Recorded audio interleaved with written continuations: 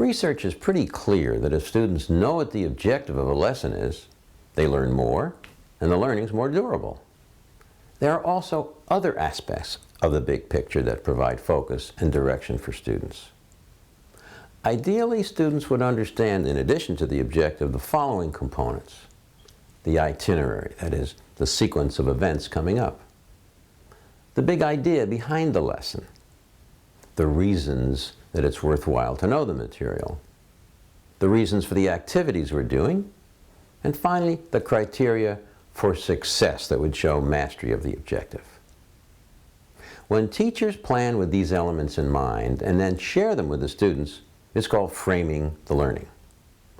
Not only is framing the learning essential for student success, but also planning for framing the learning helps teachers get clearer about the lesson to begin with.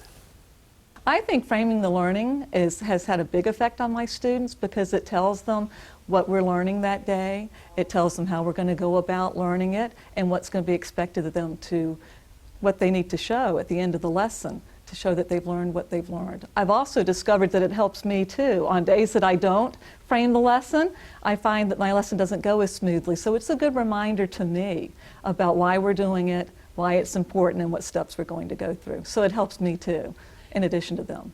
The framing makes my planning a lot easier because what I can do actually is eliminate things that don't need to be in the lesson, that maybe because I've been teaching for about 10 years now, so I've accumulated groups of activities that I might have always done, and framing the lesson really makes me think, now wait a minute, does that really get where I need the students to be, or is that just an activity that's just filling up time?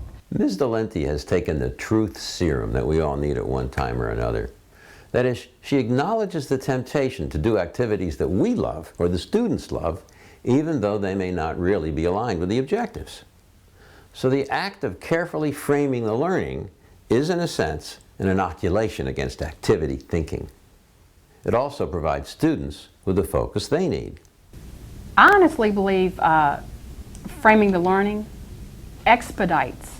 When I frame the lesson, I think it expedites their learning because they're not constantly sitting at their desk saying, where are we supposed to be going? What are we doing here? You know, how does this tie in?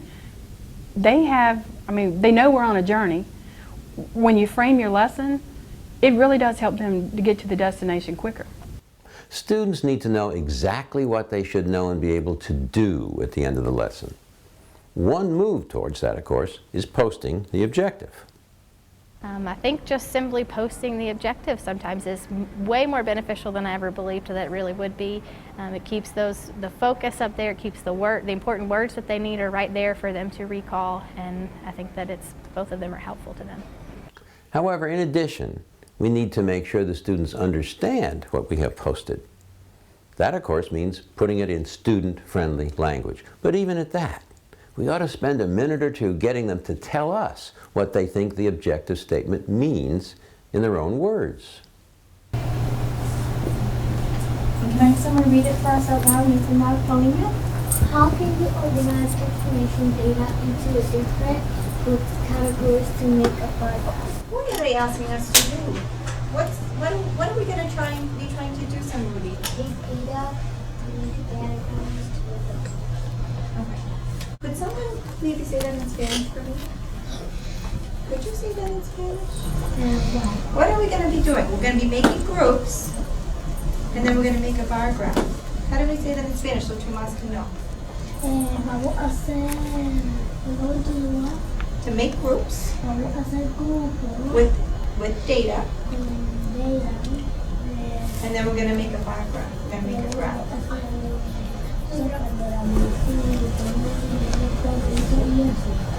So we're going to be making a bar graph. And how are we going to do it?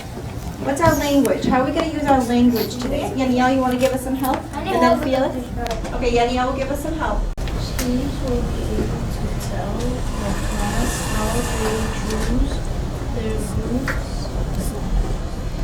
How they choose their group. Felix, can you do it again? Students will be able to tell the class how they choose their groups category. So what are you guys going to be doing?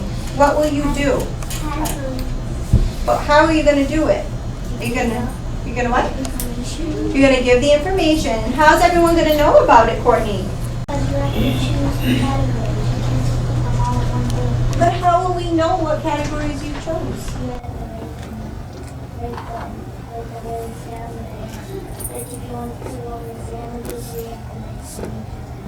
Okay, so what's gonna happen though when you have all of it done on your paper and you come up in front of the class? How are you gonna share it with the class? And so you'll be able to tell them. Excellent. Talia? And you're gonna have to come up with a question. Excellent. Bukola? How many groups you made? And are we all gonna make the same amount of groups, Bukola? No, they're gonna be different. They're all gonna be different. Now let's spend a few minutes on how to write or say a clear mastery objective. There are criteria for success for writing clear mastery objectives. We want to make a distinction between a list of activities for students to complete, which is not a mastery objective, and a mastery objective that really describes what happens cognitively for the students. So, key criteria then for a good mastery objective include the following. The first 5 criteria have to do with the language we use. Number 1, begin the mastery objective with the learner as the subject. Students will know or be able to do. 2, use active performance verbs that demonstrate mastery and are able to be assessed, like label, solve, explain. 3, use language that indicates development of capacity rather than just completion of an activity. 4, avoid mental action words like understand, learn, recognize, appreciate. 5, state the objective in kid-friendly language. In a minute, we're going to do a practice activity that has to do with these 5 criteria. There are 3 more, however, for good objectives that I want to spend a minute on, and they don't have anything to do with the language. Rather, they're about the appropriateness of the objective for the students. So here are those criteria. Make sure the objective links to an appropriate curriculum standard. Make sure it's worth knowing, and make sure it's matched to the students in terms of challenge and attainability. But now let's take a few minutes to practice framing an objective that meets these criteria. Download the PDF on Mastery Objectives, and we'll do the first one together. Pause the video and come back when you have it in front of you, please.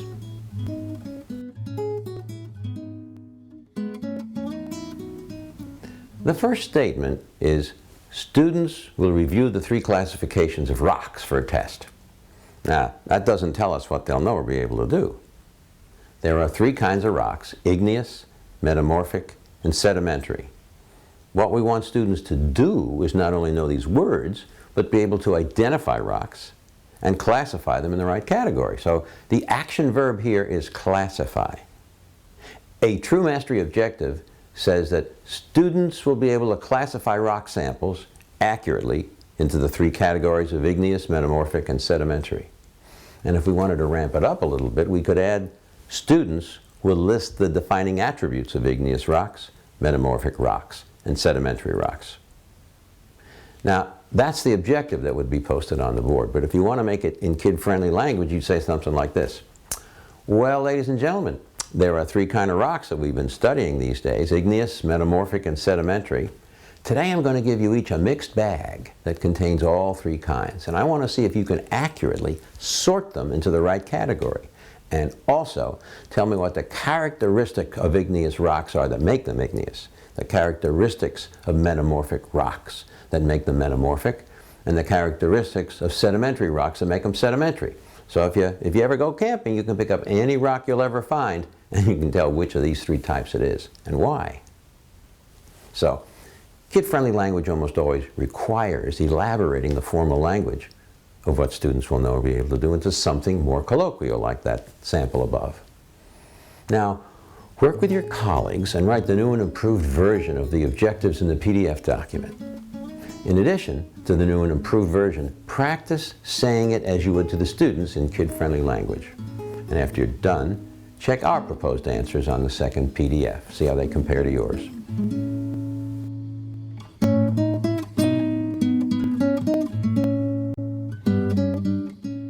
We hope now, as a follow-up to this video, that you'll devote a few quality minutes to framing your objectives tomorrow according to these criteria, and that during the class you'll check to see if your students really understand those objectives. When you're ready, watch the next video in this series where we will take up the concepts of itinerary, big ideas, and the reason the learning is worthwhile.